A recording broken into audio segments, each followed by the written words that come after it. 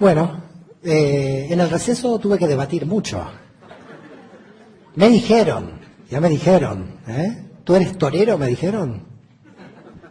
Un torero judío. Está prohibido, ¿eh? En la jurisprudencia judía no se puede ir a ver los toros.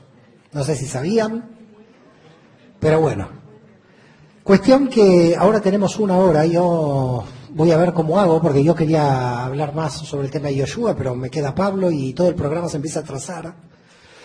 Y quiero ver de llegar a Pablo para intentar entender a Pablo. Yo, la verdad, Pablo me llevó una obra entera, que es el judaísmo de Pablo, que lo presentó antes, y estos fueron 3 años de investigación, con lo cual los 3 años de investigación los tengo que reducir a 1 hora. Yo, la verdad, que espero que el Espíritu Santo, como dijo la señora, me ilumine, porque si no estoy perdido para explicar Pablo en 1 hora. ¿Cómo se explica Pablo en 1 hora? No sé, pero voy a intentar. En primer lugar, decir que el judaísmo de Jesús y el judaísmo de Pablo son cosas diferentes. Es decir, mucha gente dice, Pablo está conectado con Jesús. Es verdad, la conexión es a través de la fe, pero Pablo resuelve otro problema, viene por otra cuestión, aparece por otra cuestión, y personalmente, en su personalidad, no tiene las características que tiene Yeshua, no tiene las características que tiene Jesús. Los dos tienen niveles rabínicos, porque los dos son grandes maestros. Pero cuando uno lee Pablo y lee Jesús, se está encontrando con 2 personalidades diferentes que habría que hacer una pequeña comparativa entre ambos. Una pequeña comparativa para tratar de entender ambas personalidades. En primer lugar, Jesús prácticamente no salió de Galilea, Samaria y Judea. Solamente con la Siria Fenicia salió unos kilómetros hacia Tiro y Sidón, pero volvió rápidamente. Quiere decir que Jesús no era un hombre de mundo, estaba totalmente dentro del territorio judío, prácticamente. Pablo va a nacer, Shaul de Tarso, no quiero hablar de Pablo porque el nombre real es Shaul, Saulo de Tarso, Shaul de Tarso, va a nacer, ¿dónde va a nacer? ¿Alguien lo sabe? ¿Tienen que saberlo? Tarso. Claro, la pregunta es ¿dónde queda Tarso? Habría que tener un mapa. ¿Conocen, a ver si lo habemos de memoria, la República de Turquía? La República actual de Turquía, en toda la República actual de Turquía hay un punto donde el Mediterráneo quiebra y baja hacia Siria e Israel, Siria, Líbano e Israel. En el quiebre está Tarso. Y era muy importante la ciudad de Tarso, porque si uno imagina el mapa, Tarso está aquí, Tarso conectaba toda la región del interior de la Anatolia, de lo que es el Asia Menor, con el Tigris y el Éufrates, con Chipre y con Judea. Por tanto, Tarso estaba como en el medio de una circulación permanente de ideas, de personas y de mercadería. Con lo cual, lo que tenemos aquí es que Shaul de Tarso tiene 3 características que lo distinguen. Es judío por su religión, con lo cual en esto está completamente en concordancia con Yeshua. Es griego por cultura. Es aquí donde ya la concordancia no es tan grande, aunque hay investigadores que se preguntan si Jesús no tenía que hablar o no griego, porque vivió cerca de ciudades griegas, como Seforis, en Galilea, que era una ciudad completamente griega, no judía. Pero lo interesante de Yeshua es que a esas ciudades que eran totalmente griegas nunca entró, o por lo menos en el Nuevo Testamento no aparece. Ciudades donde había idolatría, que eran Tiberíades y Seforis, porque Tiberíades ahora es judía, pero en esa época cuando se fundó era la ciudad de Tiberio, era pagana, idólatra. Tiberíades y Seforis, que eran 2 ciudades idólatras paganas donde hablaban griego, ahí no entró. Con lo cual lo que vemos es una ortodoxia judía. Con los paganos no me meto, no tengo la prédica a los paganos. Voy solamente a las ovejas perdidas de la casa de Israel, dice el texto. Por tanto, ¿qué pasa con Saúl de Tarso? Saúl de Tarso nace en la diáspora. No es un judío de Judea. Y como un judío de la diáspora, no ve a los gentiles como va a ver Yeshua y sus primeros seguidores judíos, como la representación del ocupante romano, sino que ve a los gentiles como sus vecinos. Yo voy a dar un ejemplo de lo que estoy diciendo. Yo vivo en Barcelona. De repente en Barcelona yo puedo tener un rabino, un vecino, y de hecho lo tengo, hay vecinos, que son musulmanes. Y uno puede tener una muy buena relación. Estoy en la diáspora. ¿Qué pasa si yo un día me traslado a Israel? No sé si quedó claro lo que estoy diciendo. El contexto territorial me puede cambiar la situación. Quiere decir que los gentiles, en la visión de los judíos de Judea, Samaria y Galilea, estaban representados por las legiones de ocupación romanas. Pero para la mentalidad de un judío de la diáspora, el romano y el griego era su vecino de ahí al lado. Para que vayan viendo que Saúl de Tarso no va a tener una vinculación teológica con la cuestión de los gentiles, porque aparecen las cartas de Pablo, sino porque nace en una ciudad donde la mayoría son gentiles y donde la comunidad judía probablemente era un alto porcentaje, pero no era una ciudad completamente judía. Y que la perspectiva que te va a tener Saúl de Tarso de los gentiles no va a ser la del ocupante romano, va a ser del vecino gentil, que es una buena persona que está ahí al lado. Quiero que vean esto porque es clave mirar lo que ve Pablo y lo que ven los primeros judíos que siguen a Jesús, que ven otra cosa. Que cuando le dicen gentiles a los judíos que siguen a Jesús en Galilea y Judea, lo primero que se les aparece son las tropas de ocupación romanas. Estos son los gentiles. Y en cambio, gentiles para un judío de la diáspora como Pablo no son las tropas de ocupación romanas. Son sus amigos probablemente que están en la ciudad. Quiero que vean esto porque esto marca una diferencia fundamental en toda la teología de Pablo. Esto le va a marcar a Pablo. Tercer punto, además de que Pablo es de religión judía y de cultura griega, es ciudadano romano. Y si es ciudadano romano, la pregunta es ¿cómo logró ser ciudadano romano? Porque en general la mayoría de los judíos no llegaban a ser ciudadanos romanos. Para ser ciudadano romano, en la época de Pablo, después cambia, porque el emperador Caracalla en el 212 le da la ciudadanía a todo el mundo. En la época de Jesús, ser ciudadano romano era o por dar dinero al ejército, es decir, apoyar al imperio, o por haber estado en el ejército romano. Quiere decir que el padre de Pablo, porque él indudablemente hereda de su padre la ciudadanía romana, el padre de Pablo tuvo que haber o servido al ejército romano o haber financiado al ejército romano, porque no se llega a ciudadano romano sin haber aportado algo al imperio.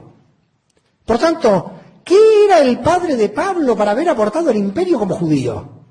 Esto es algo también importante de destacar. ¿Cómo obtuvo la ciudadanía romana un judío? ¿Quedó claro? Esta es otra pregunta. Porque él es ciudadano romano. Es ciudadano romano de cultura griega y de religión judía. Tiene todas. Es como ser, no sé, mexicano, sefaradí y argentino al mismo tiempo. Una cosa de locos. Pobre gente, debe haber gente así, pero bueno. El hombre vivía, de alguna forma, en una tensión muy rica cultural. Ahora tenemos otro dato, otra información que nos trae el propio Pablo, con lo cual yo lo que estoy haciendo es solamente extraer la información del texto bíblico. Cuando en Hechos de los Apóstoles él dice, porque yo estudié a los pies de... aquí todo el mundo sabe Biblia.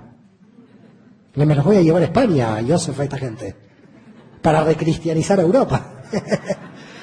En consecuencia, estudió con Gamaliel. ¿Alguien sabe quién era Gamaliel? Porque se dice, Pablo estudió con Gamaliel, ¿quién era Gamaliel? Discípulo de Hillel, de la escuela de Hillel. Era más que discípulo de Hillel. Gamaliel era el nieto de Hillel.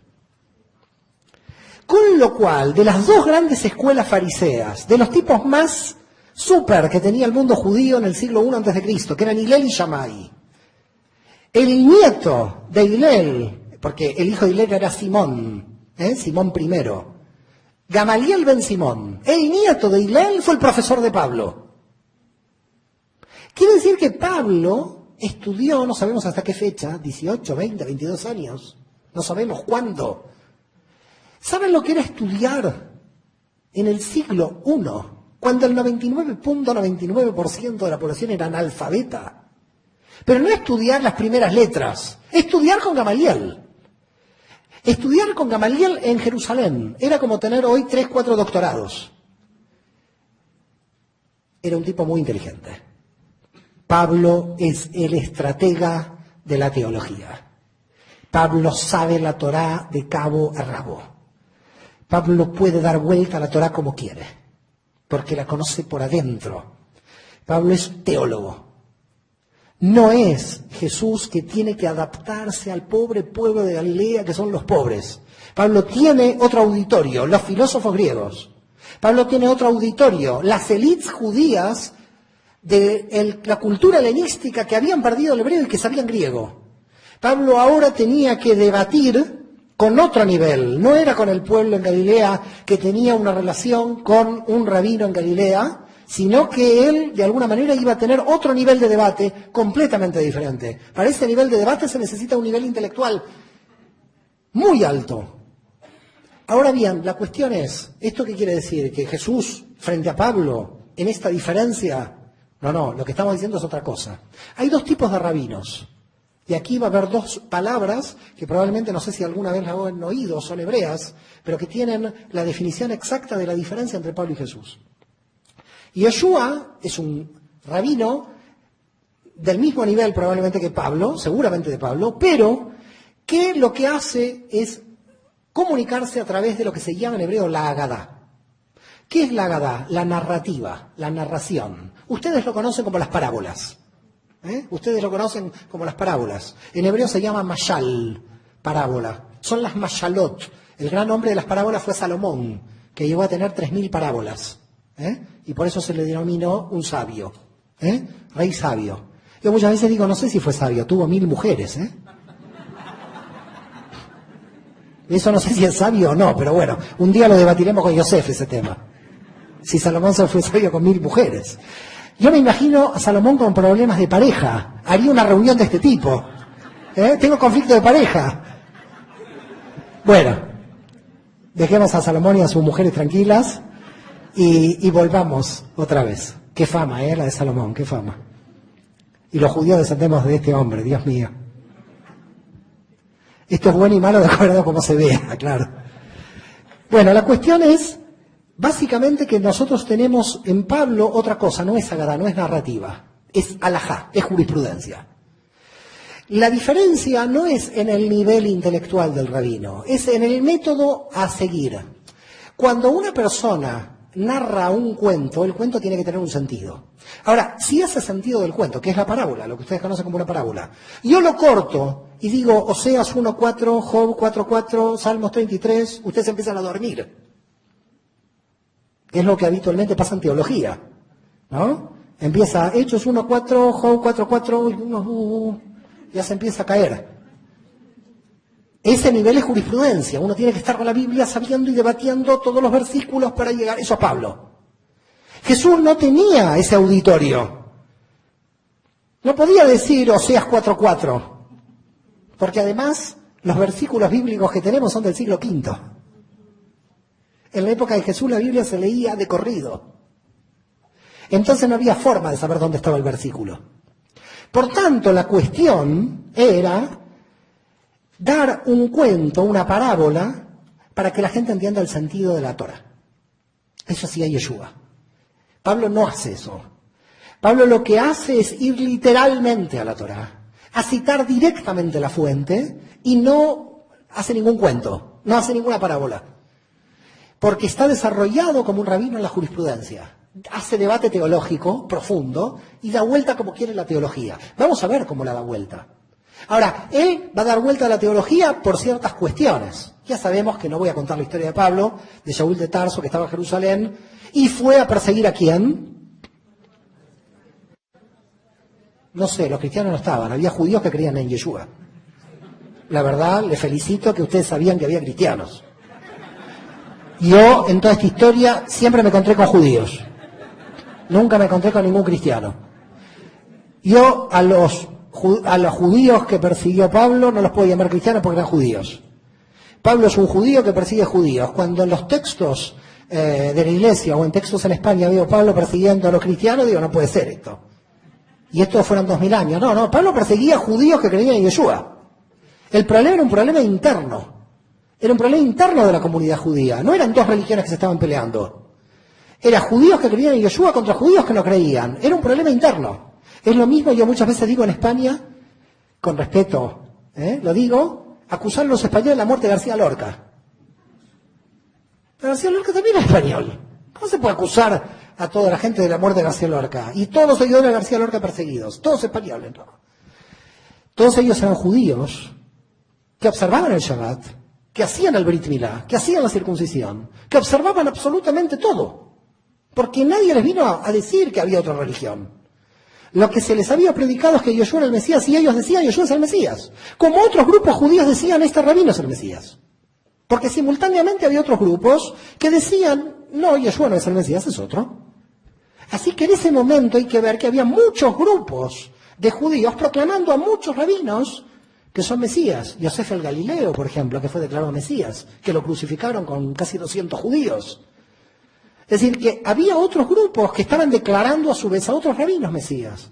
Con lo cual, cuando ese grupo declara que Yeshua es el Mesías, el mundo judío no dice nada, si todo el mundo estaba proclamando a su rabino que era el Mesías. No hay cristianos, hay judíos que siguen a Jesús. Si entendemos esto, entendemos que Pablo quiere, de alguna manera, unirse al grupo de los perseguidores. Ya sabemos cómo es la historia. Hay aquí todo un misterio en esta parte. No sé si alguien alguna vez se ha preguntado esto, porque Pablo dice en Hechos de los Apóstoles y en las cartas, soy fariseo, hijo de fariseos. Permanentemente lo dice. Así que de él queda claro que era fariseo. Porque lo dice él. Menos mal que no lo digo yo, si no me acusarían a mí. Fariseo, hijo de fariseos es Pablo, lo dice él. La pregunta es, si el movimiento de Yeshua estaba dentro del mundo fariseo, ¿cómo puede ser que el Sanedrín de mayoría saducea envíe un fariseo? ¿Se lo han preguntado alguna vez esto? Aquí estamos para preguntarlo. El Sanedrín, él dice, obtuve cartas del Sanedrín para perseguir a los judíos que creen en Yeshua. Pero un fariseo tiene cartas del Sanedrín. Yo les voy a contar qué hay dentro de la tradición judía sobre Pablo. Y ustedes seguramente como cristianos no lo conocen porque está dentro de la tradición judía. Es de una tradición judía oral no escrita que sabemos sobre Pablo, que quizás les pueda interesar. Es decir, lo que voy a contar ahora es una tradición oral, reitero, del mundo judío sobre Pablo, no escrita en los textos. Por lo cual, el mundo judío sabía que Pablo pertenecía a la élite del Sanedrín. Y esa tradición judía oral, que los judíos hemos heredado, engarza perfectamente con la posibilidad de que Pablo haya tenido cartas del Sanedrín para ir a perseguir a los judíos que creían en Yeshua. Dice la tradición oral hebrea sobre Pablo, de que estaba enamorado de una hija de un sacerdote. Y que, como estaba enamorado de la hija de un sacerdote, estaba involucrado en la élite de Jerusalén. Pero la hija del sacerdote lo dejó. Y en venganza se pasó al bando contrario. Esta es una tradición que no la encontraré en ningún lugar, pero que creo que como es interesante, sepan que esta tradición existe. No sabemos por qué razón, ustedes lo tienen por revelación, Pablo a mitad de camino se puso al bando contrario, dentro del mundo judío. Es decir, que dijo, yo voy a perseguir a los judíos que creen en Yeshua, ahora, y ustedes lo conocen por la cuestión de la revelación, llego a Damasco, me pasé al otro bando. Ya sabemos, después de 3 días, Ananías, ya conocemos la historia, no voy a explicar ahora la historia, quiero ir más rápido. Pablo entonces llega a Damasco, donde hay una gran comunidad judía. ¿Cuántas sinagogas hay en Damasco? 32 sinagogas en el siglo I. Ahora no hay ninguna, imagínense, claro. Están matando a su propio pueblo, ¿qué va a haber? Con lo cual, 32 sinagogas en Damasco, donde Pablo empieza a predicar, Yeshua es el Mesías, Yeshua es el Mesías. Si puede predicar, es que los rabinos le permiten. Ustedes ahora piensen algo contrario. Yo ir a las iglesias a decir Yeshua no es el Mesías. ¿Me permitan? Bueno, a Pablo se le permitió entrar en la sinagoga y Yeshua es el Mesías porque como era judío, se le dejaba entrar a la sinagoga, tenía que orar. Y porque se entendía de que podía haber muchos judíos que sigan esta idea. Y por lo tanto, Pablo se le permite entrar, pero había judíos que no querían, empiezan los líos. Judíos que quieren que Jesús es el Mesías, que no es. Se tiran con todo lo que encuentran. Se empiezan a pelear dentro de la sinagoga. Judíos que dicen que Yeshua es el Mesías, judíos que dicen que Yeshua no es el Mesías. Se empiezan a dividir las comunidades de Damasco hasta que sabemos lo que pasa con Saúl de Tarso, que se tiene que escapar de ahí para volver a su ciudad de Tarso, porque dice aquí me van a matar si sigo yo diciendo que Yeshua es el Mesías. Hasta que aparece otro judío, Yosef Barnabás el Levita, ¿lo conocen? San Bernabé. Yosef Barnabás el Levita, que va a Tarso y le dice, yo también soy judío como tú, yo también creo que Yeshua es el Mesías, tenemos que convencer a todo el mundo judío que Yeshua es el Mesías. Muy bien, 2 judíos que en Tarso se reúnen, ya estamos más o menos en el año 39, porque va a comenzar el primer viaje de Pablo, que ustedes lo conocen como primer viaje de Pablo. A mí particularmente me gustaría llamarlo el viaje de Bernabé, porque es Bernabé el que lo lleva a Pablo. Pobre Bernabé desapareció de la historia cuando Bernabé fue el que le mostró a Pablo todas las comunidades de Chipre, porque Bernabé era de Chipre.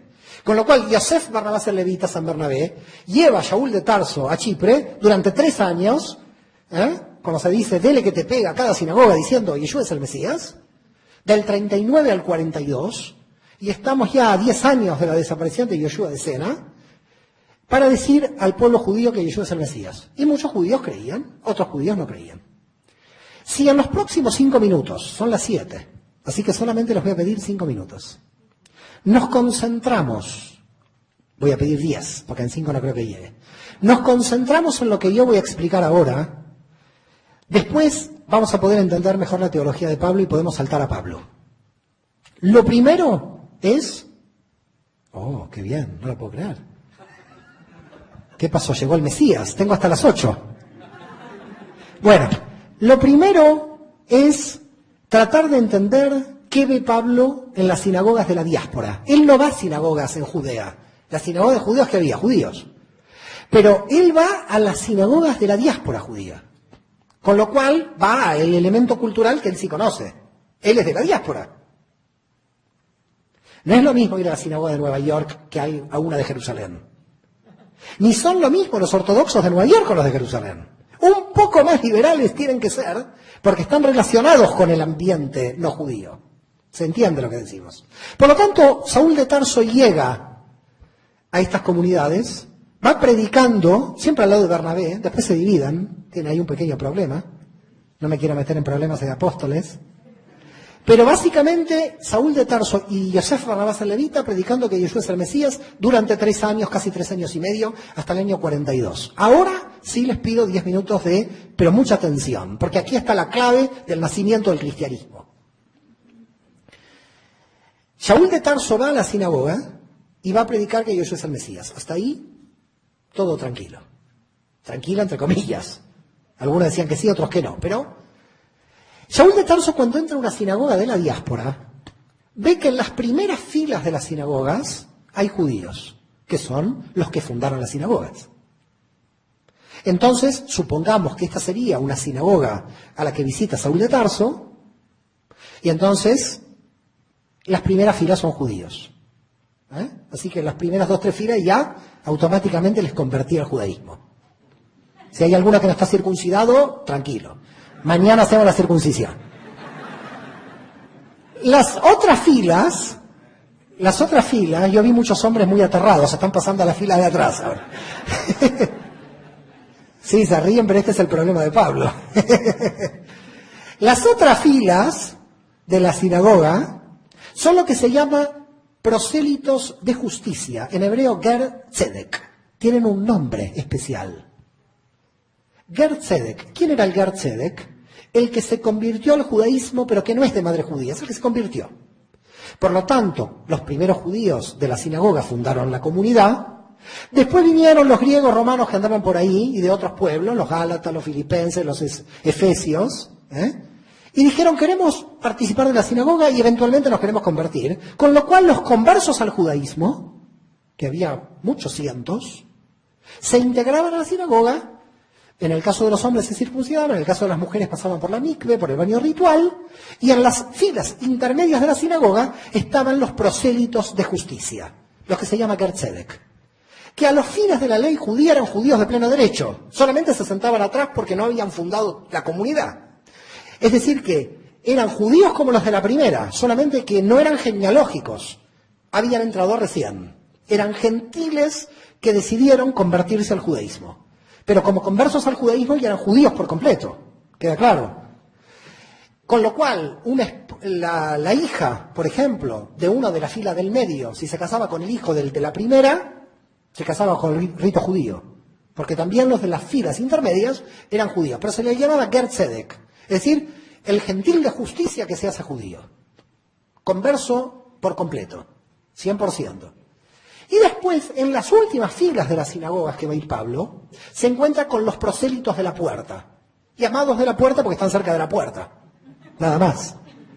Esos prosélitos de la puerta también tienen otro nombre, temerosos de Dios.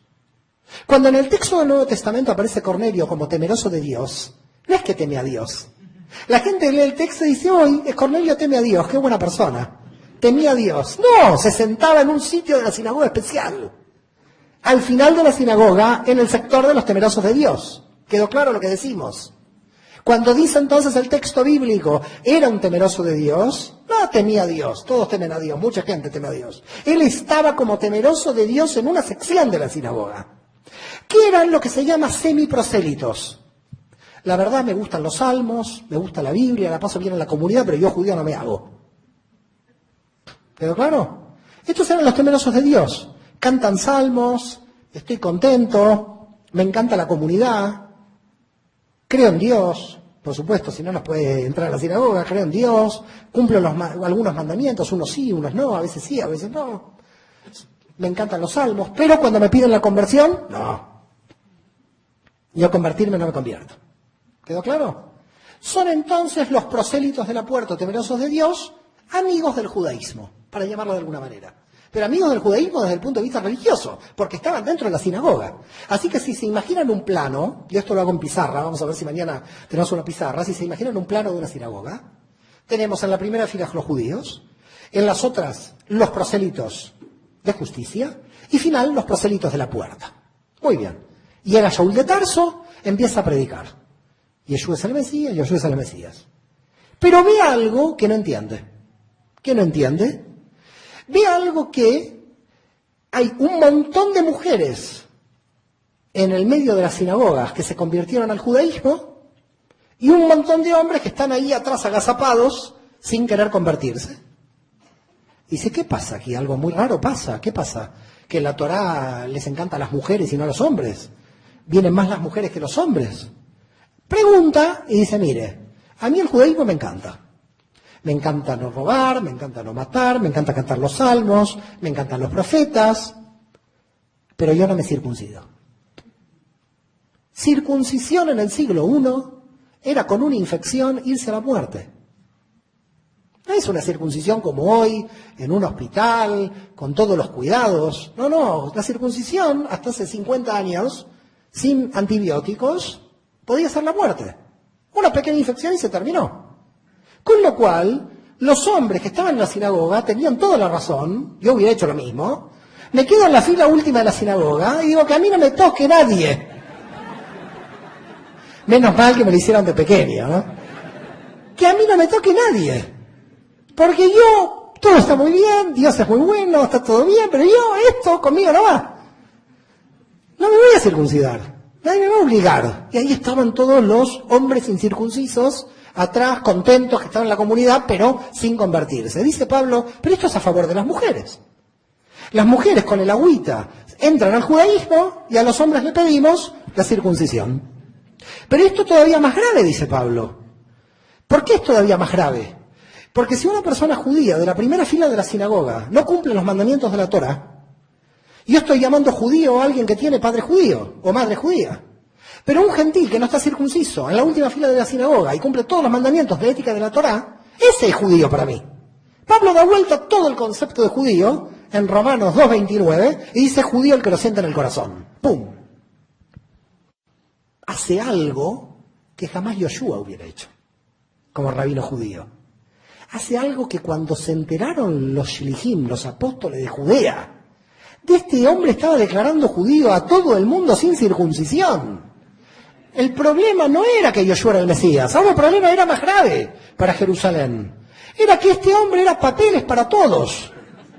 Es como que alguien venga aquí con pasaportes norteamericanos y empiece, todos norteamericanos. El gobierno americano estaría un poco preocupado. Con lo cual, yo en España muchas veces esto lo explico y digo, va un embajador español a Marruecos y viene el hombre con pasaportes españoles a repartir a todos.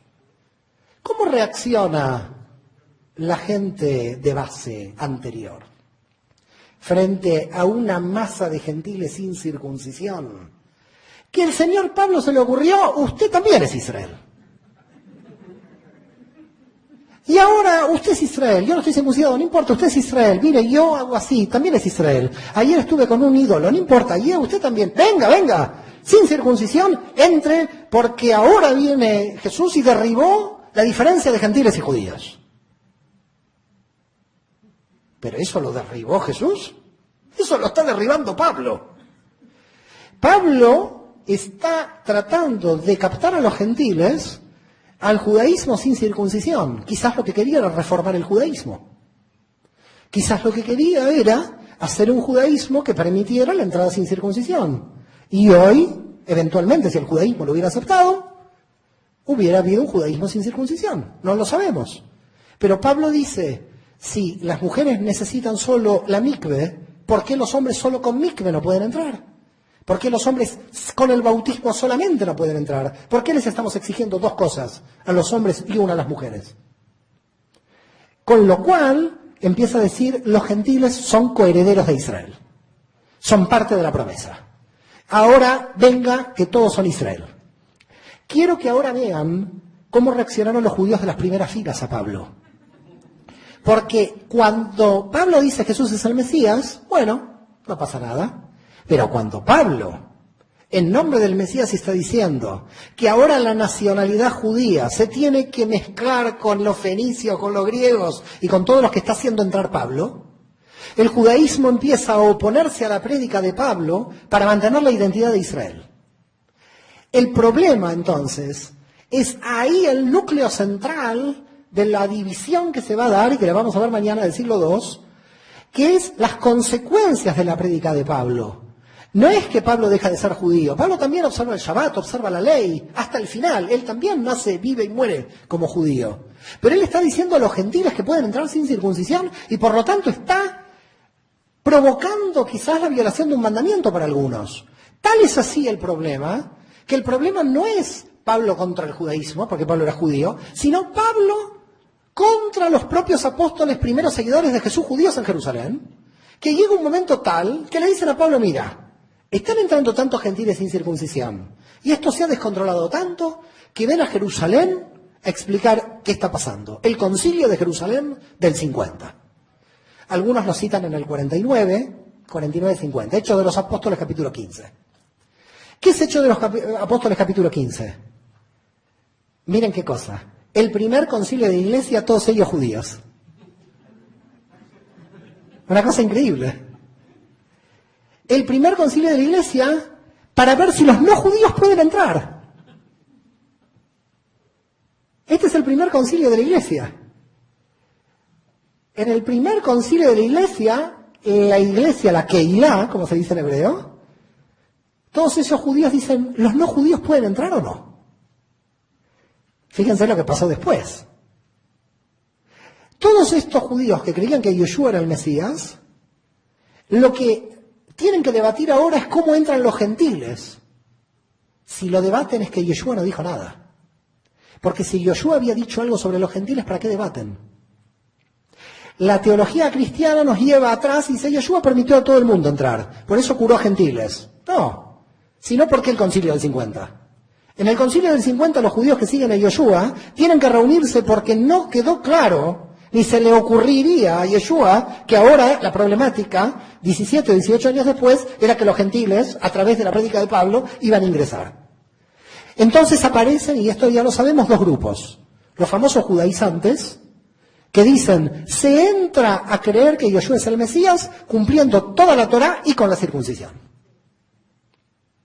Y viene Pablo con Bernabé al encuentro y dice, no se le puede pedir a los gentiles eso, porque entonces el movimiento no se expande nada. Nos quedamos con 2 personas. Dice Pablo, yo quiero esto expandirlo. Esta es estrategia. Jesús ni pretendía expandir nada, el pobre murió crucificado. El que quiere expandir es Pablo, es el estratega. Pablo dice, si a mí no resuelvo el tema de la circuncisión, el movimiento no se expande. Porque la gente no quiere entrar con la cuestión de la circuncisión. Empieza el debate. Judaizantes contra Pablo y Bernabé. En verdad, el texto cuando engloba judaizantes, el capítulo 15, es peligroso. Porque yo imagino que muchos apóstoles, seguidores de Jesús, están dentro de los judaizantes. Pero como escribe Lucas, y no quiere poner mal a los demás apóstoles, no pone quién está en el bando de los judaizantes. Porque siempre recordemos que Hechos de los Apóstoles está escrito por Lucas, que es la línea de Pablo. A mí me encantaría saber quiénes eran entre los apóstoles los que estaban del otro lado. Pero los omite como judaizantes para no acusarlos a qué apóstoles están contra Pablo. Porque indudablemente si todos los apóstoles hubieran estado con Pablo, no había debate. Quiere decir que parte de los apóstoles de la primera época de Jesús no quieren que los gentiles entren sin circuncisión. Pero no lo sabemos quiénes son, porque aparece el término judaizante. Me van siguiendo el problema. El debate se pone a un nivel que nadie sabe cómo resolverlo, y aparece ¿quién?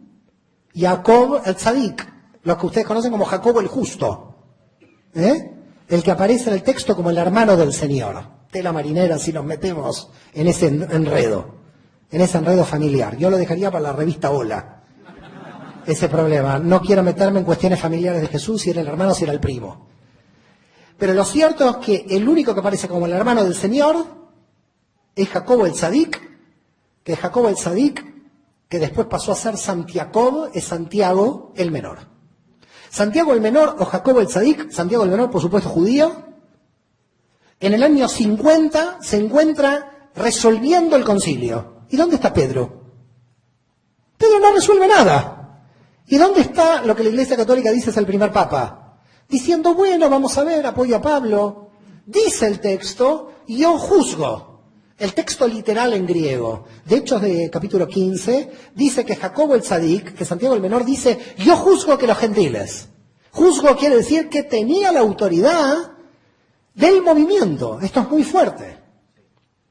Esto es muy fuerte lo que estoy diciendo. Tenía la autoridad del movimiento, el hermano del Señor. Claro, si Jesús lo heredó del primo, ¿cómo él no lo va a heredar del hermano?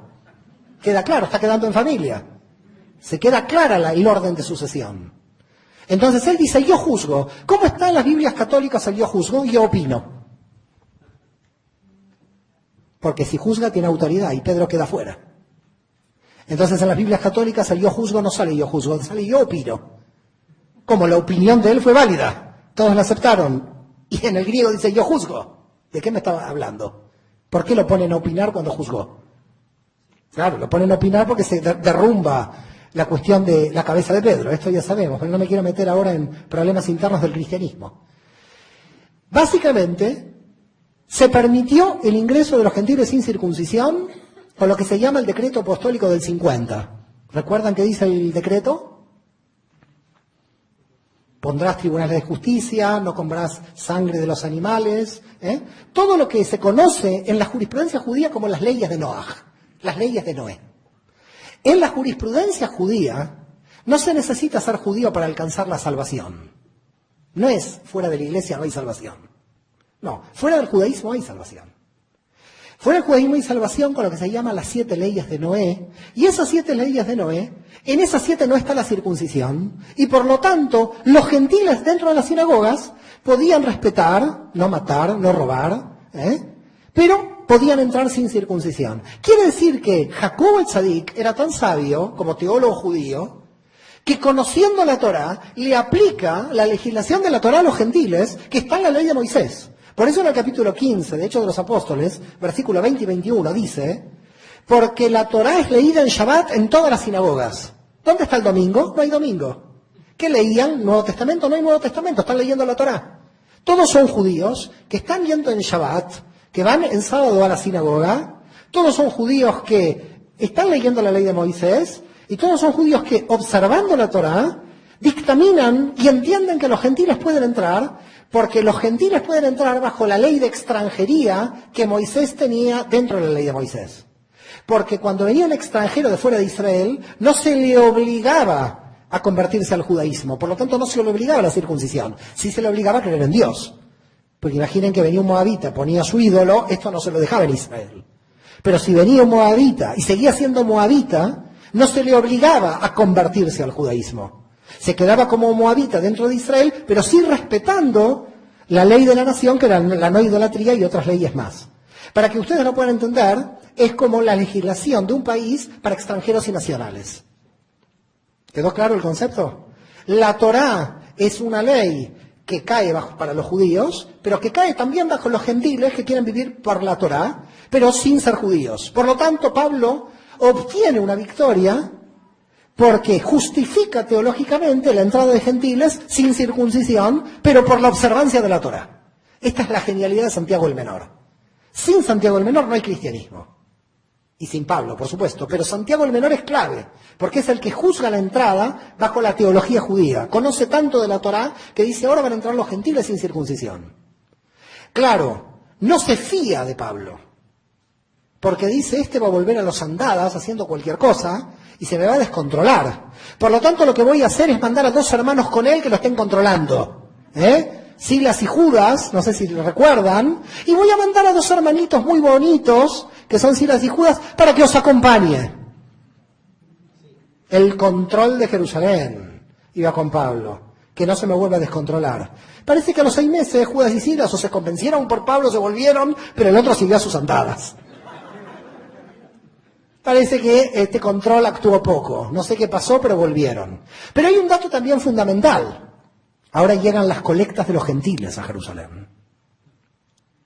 Y esto también pesa en la posibilidad de Pablo de tener fuerza en el concilio. Porque Pablo dijo, si ustedes no admiten a los gentiles sin circuncisión, no hay problema. Nos perdemos el diezmo de un montón de gente que quiere entrar sin circuncisión. Bueno, habrán dicho los apóstoles, busquemos alguna ley para resolver este problema. Así que ojo con la cuestión. Pero claro, Pablo dice, la colecta como la hago, en Shabbat no podemos tocar dinero. Los judíos, ustedes saben esto. Por eso cuando termina Shabbat, se cobra. Y por eso la misa dominical puede tener la colecta.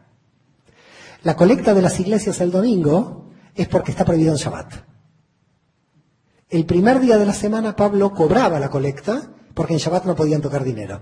Por eso en la iglesia tienen la tradición ahora de la colecta el domingo. Pablo, en el 50, entonces, ya tiene todo el poder teológico para poder avanzar en su objetivo, que era la mayor cantidad de gentiles que ingresaran a Israel. Pero la pregunta que uno se hace en este punto es que la situación murió de éxito. ¿Qué quiere decir que la situación murió de éxito? Si Pablo creía que iban a entrar 40 gentiles a una comunidad de 200 judíos, no iba a pasar nada, porque los hijos de estos gentiles seguramente observarían la Torá. Quizás esta era la estrategia. Pero lo que sucedió fue justamente lo inverso. Entraron tanta cantidad de gentiles que los judíos empezaron a incumplir la Torá porque empezaron a ir para la menor. Si el gentil con las leyes de Noé puede cumplir sin circuncisión, entonces empezamos a observar menos. Si igual estamos salvados por la propia Torá. Con lo cual, si yo me caso con una mujer que no es judía, que es gentil, y cumple menos, ¿qué hago? ¿A mis hijos los obligo a la circuncisión? No, me salvo por la aplicación de las leyes de Noé. En definitiva, la propia teología judía, al dar la posibilidad que los gentiles ingresaran, gentilizaron las comunidades por la gran afluencia de gentiles que entraron, más allá de la perspectiva de la propia capacidad inicial que tenían esas comunidades. Empezaron a aparecer gentiles sin circuncisión que decían que Yoshua era el Mesías.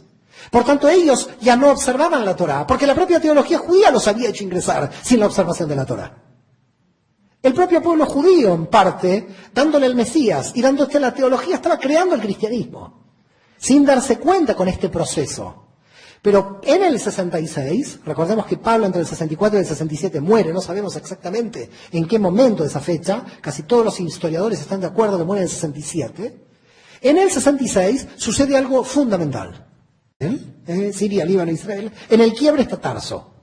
Y era muy importante la ciudad de Tarso, porque si uno imagina el mapa, Tarso está aquí, Tarso conectaba toda la región del interior de la Anatolia, de lo que es el Asia Menor, con el Tigris y el Éufrates, con Chipre y con Judea. Por tanto, Tarso estaba como en el medio de una circulación permanente de ideas, de personas y de mercadería.